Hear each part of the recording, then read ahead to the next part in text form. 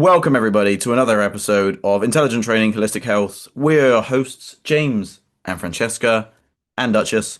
And today we are talking about who to trust within the fitness industry, or who to trust in general, actually. Yeah, obviously we're Because just referring to the fitness we're industry. referring to the fitness industry because we're staying in our lanes. But we've had a couple of experiences recently with professionals, and it's got us thinking about who do you trust? Because, first of all, my dentist told me some absolute nonsense about nutrition. Oh yeah, she was telling us about um not Smoothies, and how you shouldn't have smoothies. smoothies, it turns into sugar. The wipes all the fiber out if you have smoothies I think of she the was food within there, getting herself a little confused. the juices. Yeah. And then we had an experience at the vets, which we'll get into in a bit. Um, yeah, And so you're talking to these people, and then they're all trying to upsell you on everything. yeah, it's just hard to know who to trust, and it's your health and wellness at the end of the day for a Yeah, lot of it. Or that, that's our experience. And it just got us talking about how confused clients are coming to us and how confused everyone is in general, especially now with the amount of knowledge and knowledge and nonsense on the internet, and you know, how to try and figure out what's right or yeah, what's close to right, and who you should listen to and who's talking utter nonsense. because it is tough. It, Yeah, a lot of clients have come to me like doing the carnivore diet or just running stupid diets, doing different things because they've heard people talk about it and these people sound convincing and they look great with their top off. So people are like, oh yeah, this mm, works. This must be brilliant. mm. And then you come to me and I'll be like, well, it's not really the best thing to be doing. So, for example, the carnivore diet, one of my clients came to me recently, actually a very good friend of mine, came to me and he had been running the carnivore diet. And then he said he watched one of my videos talking about the carnivore diet and how if you go onto the carnivore diet, so the carnivore diet is literally just eating meat. So I said, once you do go on that diet, once you come off of it, you will have down-regulated enzymes, or especially glycolytic enzymes, which are enzymes for carbohydrates. Then when you go back to consuming carbohydrates, your body doesn't have the capacity to break them down as well. So then you can start getting negative side effects like bloating, gas. And he came to me, he's like, oh, so I saw your video and then I ate some carbs and I realized, yeah, I couldn't handle them as well. And I was like, okay, yeah. So then now he's obviously he's off the diet and we've been trying to go through that at the moment. But it's crazy how people just you just get bought into so many different things. And I've done it a million times. I've stuck coffee in my ass because I saw it on the internet and it was from somebody who I thought was legit. Bearing in mind this was 10 years ago and I was a lot less stupid. No, a lot more stupid. Not There less you go. even. Okay, brilliant. Ah, you can tell we still had lack of sleep right now, can't you? But yeah. So if it's tough for people that are in the fitness industry, I can't imagine what it's like for people who are not in the fitness industry and not looking at research and not having a base understanding of kind of nutrition and physiology. Then it's just so easy for people to buy into things and it annoys me so much. So when people get sold a bunch of nonsense and don't have a clue who to trust, it just makes it tougher and tougher. And it is getting tougher and tougher to believe anything these days. And it also makes it tougher for us because I would like to say that we are both um, two people who are honest in this industry. And nobody in the industry knows everything. There's so many different areas to go down to be an expert in, and and things are always changing. But we are honest because most of the answers that we give are it depends. Yeah. And most of the answers to people's issues require something long term. And I think a lot of the fitness industry and all industries probably is the same with all sorts that I see for like my skincare and everything is a quick fix Yeah, that's just what everyone's gagging for. because everybody wants it. We all want it yesterday. Yeah. So we're going to be enticed by something that's advertising us quick results as opposed to something that goes, well, it's about this kind of balance and, Yeah. moderation's key and blah, blah, blah. And if Yeah. you just do this little change, by next year, you'll Yeah. be a completely, and they're like, no, I don't want to wait that long. I don't want No. to, I don't want to, I don't want to not see exaggerated changes immediately. Yeah. And I think and we're all prone to that. Oh my God, yeah. Even everybody listening will know what they have to do to kind of get in shape, Yeah. but struggle massively, Yeah. and will still look for the quick fix. Yeah. Because it's all sort of behavioral and emotional issues. Yeah, Everything's sort of an emotional fix, isn't it? It's yeah, like, I know I shouldn't be drinking this much, or I know I shouldn't be eating these types of foods. I know I should be yeah, going for a walk instead of sitting here scrolling on my phone. yeah. I'm not doing it. Yeah, because there's other things at play here, and it's not just if it was as simple as just swapping, scrolling on the phone for going to the gym or whatever, some food for a better choice, it would be easy. We'd all be walking around in the shape that we want to be in. But thankfully, it's not because we wouldn't have a job. No. So carry on doing that, people, and then come to us. If anybody's watching on video, you'll see that Duchess is asleep on my lap in a very awkward position. It's so annoying, isn't it? She does it every time I go on a computer. She does that, and I have to. It's good because it's the first time I use my adductors for a long time. So I'm trying to squeeze my legs in, and your adductors are just like, Yes, my legs are shaking a yeah, little bit because I'm like, oh it's God, I'm gonna have to crazy. hold this. But that was the whole story, wasn't it? This is what kind of got us on the topic, was because James took Duchess to the vets. Oh yeah, so I went to the vets on Tuesday for Duchess's 12-week jabs. And so I took her in there, and the vet's weird. This is a new vet. Normally our vets are lovely, but this vet, she didn't like me. Well, Well, no, she just came she at me. didn't like the answer you gave. So she's on the table. She's oh my God, she's in great condition. Checking her out. And she goes, so what are you feeding her? I was like, oh, she's on raw. She's on raw food. She saw that on Instagram or TikTok, did you? And I was like, huh? And I was like, so what do you think's good? And she's like, well, you should stick her on kibble. It's been much more researched. That's what they can handle. And I was like, well, I don't think that's what you think. That's what they ate like back in the day. Yeah, I think that's what they've evolved You from. think Kibble. they've grown up on kibble, on biscuits? Are you stupid?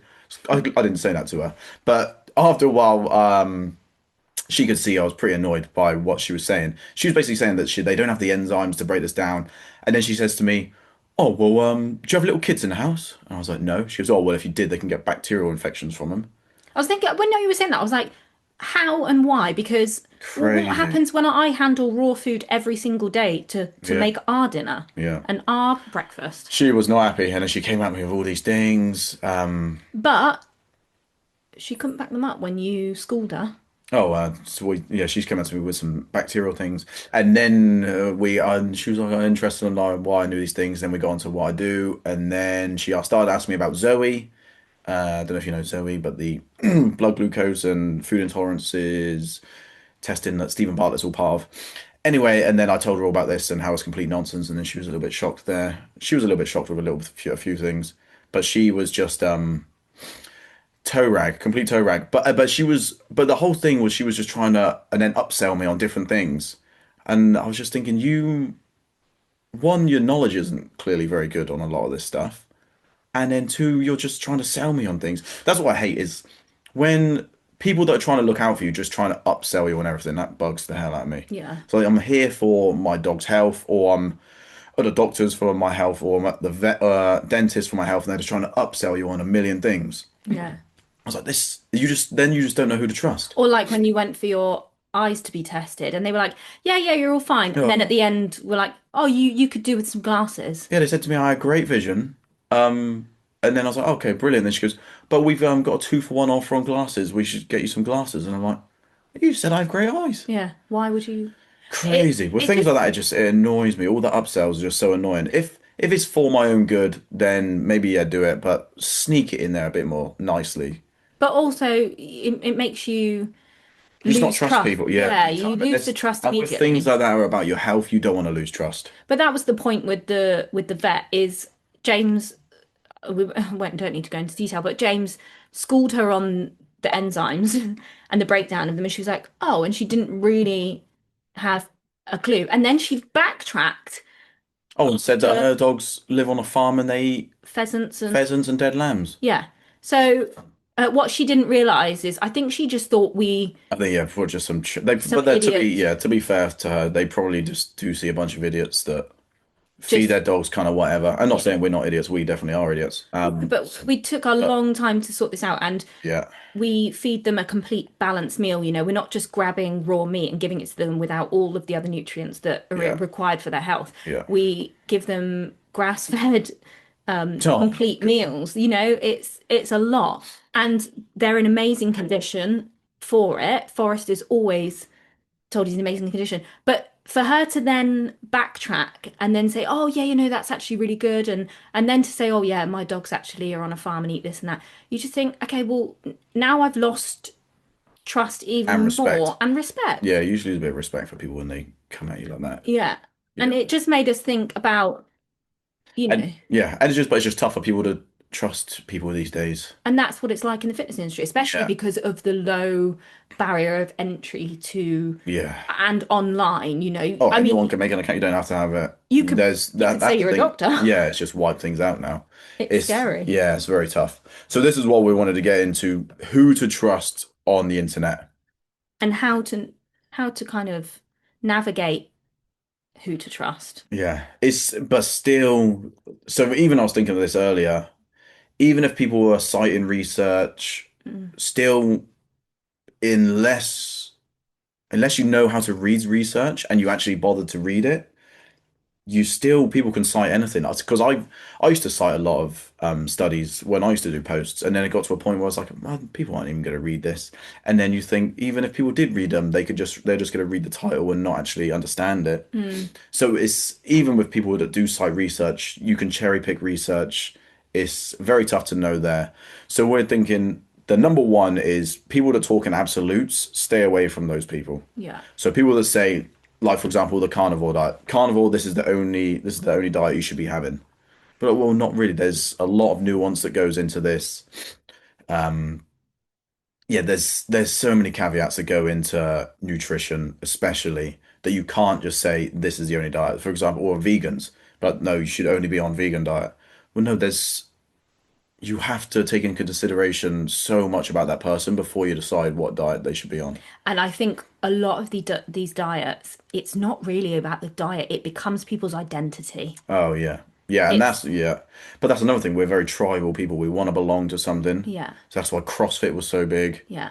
Certain things like that, yeah. You'd be like, That's "Oh, I'm carnivore." the, But well, no, the, you're Dave. that's why you see it on people's profiles on socials. It's like, I don't know, Joe Blogs, CrossFitter, Yeah. so and so, vegan, Yeah. someone else carnivore. And I'm like, why do you have to even put that in your Yeah, you don't need to title? identify What do as I put in then? yeah. Balanced eater. I eat it all. Yeah. Yeah. Boring. Like nobody cares. No. No. Nobody cares. So that was one thing. Yeah, people that are talking absolutes, stay away from those people.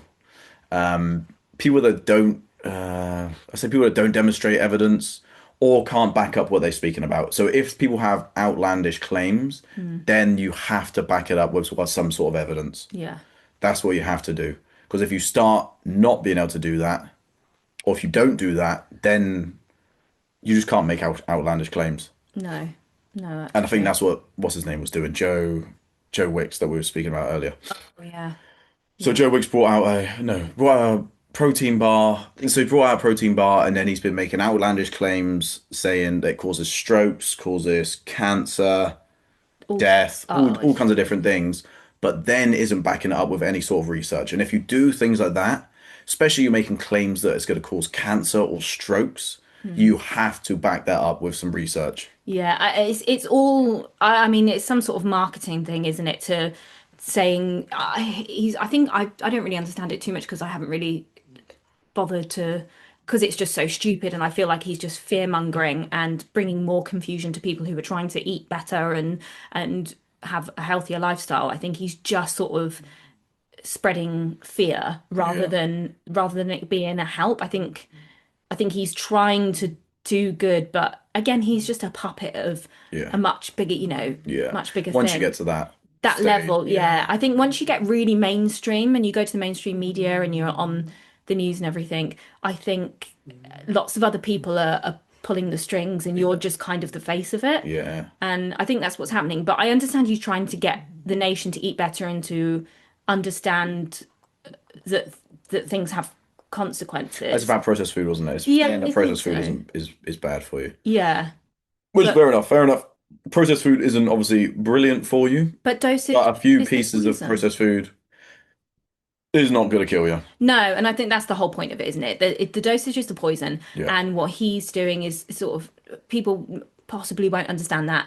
And so that's why I think it's just a bit ridiculous because Yeah. you turn over this bar and it tells you all of these health warnings Yeah. Yeah. and it's just But a lot of low income families have to rely on a lot of processed food. yeah, So then that's just even so it's just a bad thing to be saying.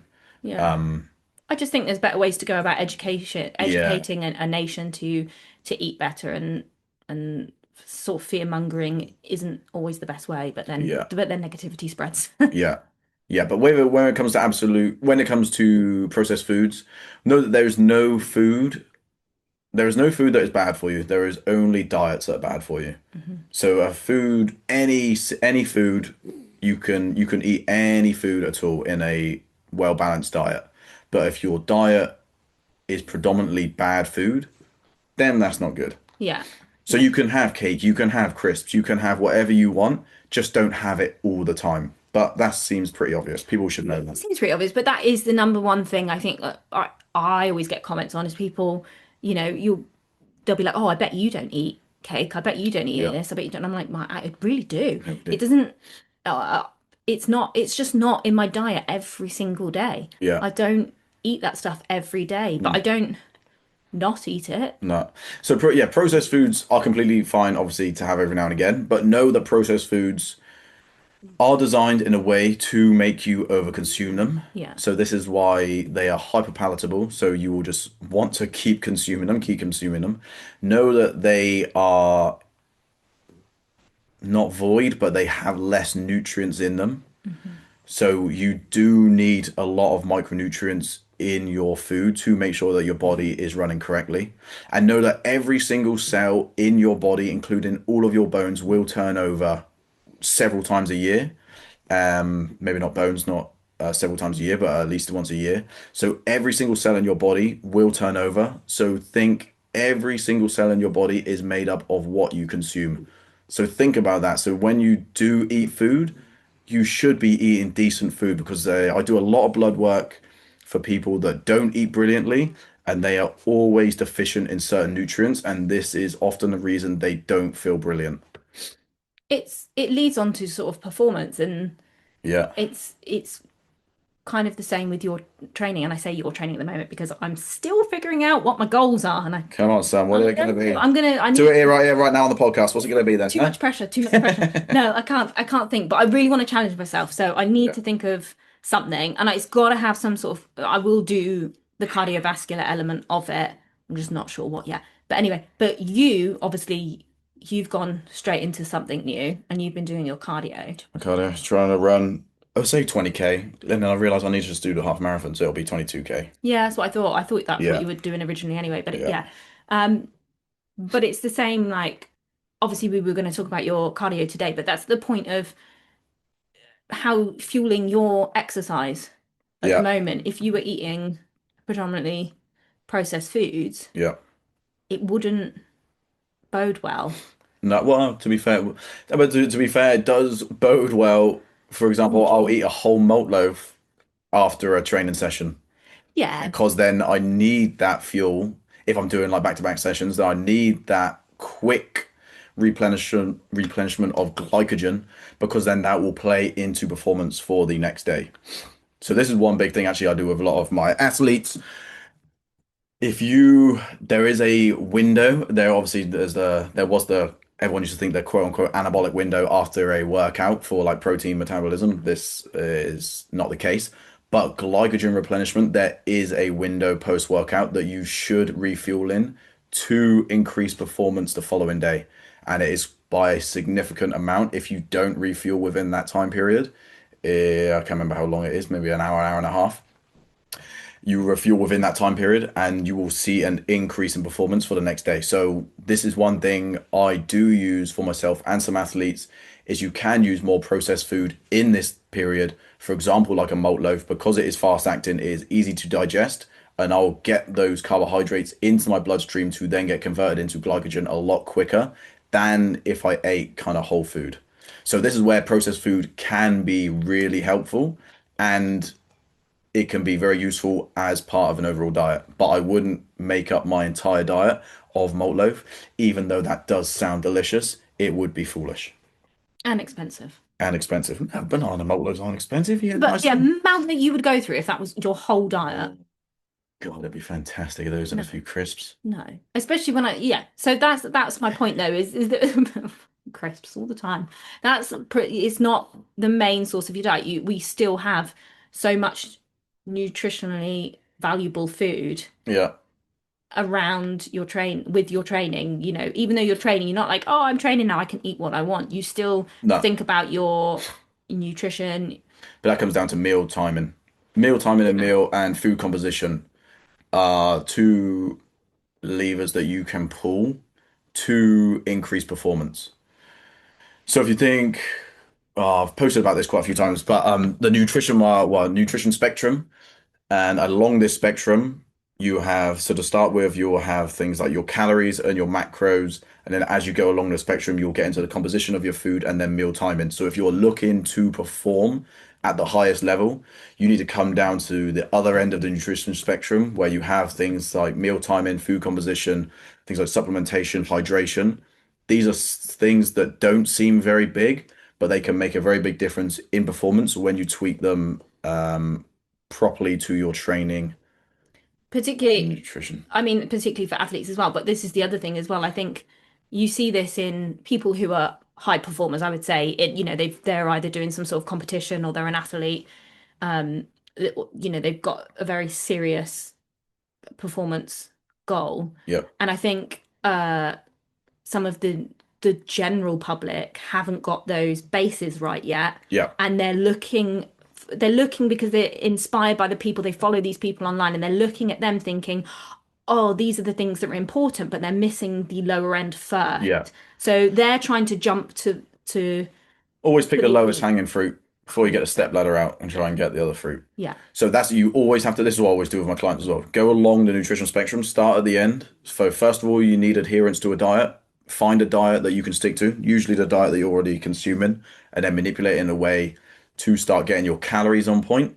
And then you want to look at your macronutrients. And then after that, you'll look at your micronutrients, then you look at food composition, meal timing, hydration, etc. But you have to earn your right on the nutrition spectrum to move up one segment on the spectrum. Which is the same in training. You have to earn your right Yeah. to do some of the more elite Yeah. things in your training by doing the basics really well first Yeah. and getting your movement down, etc. And then you earn your right to do the other stuff. And I think a lot of the other stuff, nutrition included and training, looks really sexy Oh, yeah. online. And 100% it people does. want to do that now Yeah. without earning the right. But don't. You gotta walk before you can run. Yeah.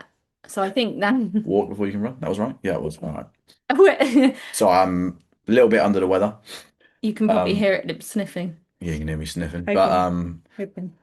I've got to get out for my run today, which should be fun.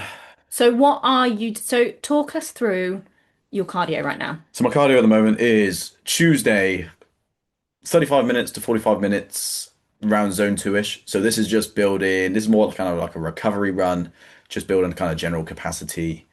Then I have three weight training sessions as well. So Monday's a weight training session, Tuesday, run, zone two, recovery run. Wednesday, whole body session again in the gym. Thursday, this is tempo runs. So tempo runs are you run at a nice jog and then you have a period of time where you push to kind of lactate threshold. So this is the point where you start feeling your muscles kind of burn a little bit. So once you get to a point where you start feeling your muscles burn, this is where you switch into the anaerobic part of your energy system, which is without oxygen. So this is where, for example, if you were sprinting, this you can only sprint for a certain period of time because you go past your lactate threshold. Lactic acid starts building up, then this is where you feel your muscles start burning, and then you can't go any further. So with tempo runs, you push to that point where you feel you starting to feel that burn, but you don't go over it. So what this does is it kind of increases your lactate threshold so you can start pushing harder and harder for longer and longer. So this is why you just do small tempo runs. So you do a run where you jog and then you run for a tempo run for a period of time, say 5 minutes at just below your lactate threshold, and then you jog again, and then you tempo again, and you jog again. So that is my Thursday. They are tempo runs. At the moment, I'm doing about six tempos at 4 minutes. And let me tell you now, they suck, but they are very good. You can feel the benefit from them afterwards. And then Friday is another whole body session. And then Saturday is my long duration run. So this is where I go out and progressively get longer and longer each week. So last week I was at 6K. This week I believe I'm doing 8K. So while ill, it's going to be fun. So are you doubling? You're doing like No, do 6K, 8K, I'll just increase by 2K 2K every. each week. Yeah, yeah, that's what I meant. Yeah. Yeah. Um, So this is just increasing capacity and kind of durability and just getting the miles under the belt. But since doing this, I am not used to this amount of running and it is taking a toll on my hips and I'm having to do a lot more mobility. So I'm increasing my mobility and I might change my program up a little bit whole body wise because doing 3 leg sessions and 3 running sessions because I'm not used to this mileage is obliterating my legs. Case in point, you need to earn your right, son. Yeah, so all right, there you go. Yeah, I actually probably haven't earned my right to be doing 3 because I did switch from I was doing 2 lower body, 2 upper body sessions per week, and then and just 1 run a week, and then I went straight to 3 runs and 3 leg sessions as well. Yeah, and even if you start small in those runs and Yeah, you're it's st still a it's lot. still a lot and Yeah. you still have to sort of build up even slower sometimes. And that's to be honest, that is what I'm realizing, and I probably will change my program a little bit. So, but that's good to know. And so even somebody who has been doing this for this long thought I could run before I could walk. But that's the point of even when we coach, that's the point of anything.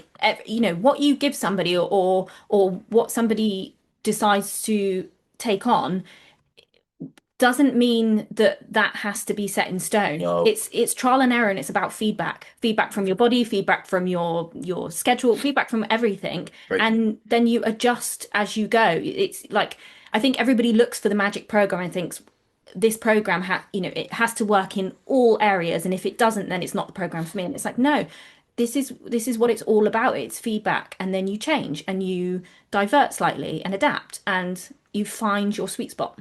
Great, cool. Yeah, that's a great point. And so with all of my clients, all friendly clients online, you'll give them a program and you'll always say to them, look, if there are things in there that you don't get on with, then we can switch them out. This is not set in stone. We are still figuring out your body, how it fits your schedule, how you feel from the program. So you keep tweaking. This is the beauty of coaching. That is the art of coaching, It isn't really it? is. You don't just give someone a program and be like, right, this is it. Catch you later. Enjoy.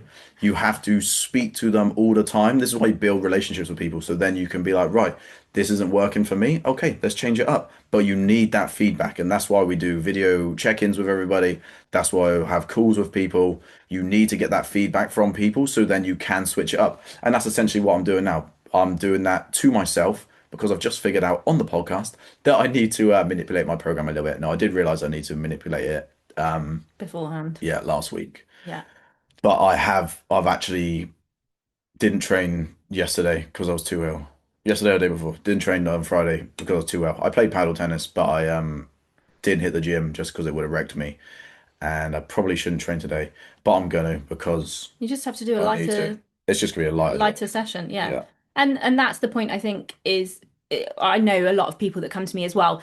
They've had programs in the past or they've tried to follow something and they've tried to follow it to a T without adapting it to their own life or realizing that they can alter things. And I think they feel that they're a failure or they feel like they're just not up to par in their own fitness or whatever because they can't get through that program yeah, and that's some like a narrative that needs to be squashed I think where people feel like they're failing because they can't do this cookie cutter program. yeah. That's the point of coaching and that's why I think coaching is so valuable. It's about we're here to be guides. Yeah, We're it really here is. to help you, but that requires you giving feedback and you realizing that when we're doing things, it is always trial and error. It's trial and error still, even now for us and our own personal journeys. It's always trial and error because it's not just what's going on within those sessions, it's everything else, the stress, the mental stress, the physical stress, your schedule, everything outside of those sessions Yeah,